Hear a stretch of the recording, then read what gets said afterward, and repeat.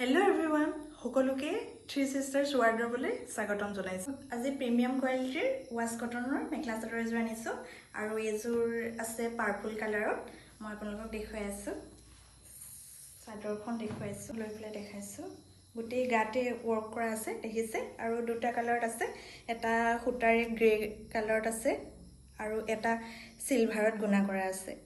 আচলটো চক আচলটো মৰম লাগিছে। কালাৰটো বাৰু আপোনালোকে ধৰিব পাৰিছেনে? কেমেৰাত জনাব দেই, কিন্তু ওচৰৰ পৰা বহুত মৰম লাগিছে কাপোৰযোৰ। মই মেখেলাখন দেখাইছোঁ আৰু এইখন হ'ল মেখেলাখন। দেখিছে মেখেলাখন কিমান মৰম লাগিছে। যেতিয়া ৰেডি টু ৱেৰ কৰিব আপোনালোকৰ বহুত ভাল লাগিব কাপোৰযোৰ।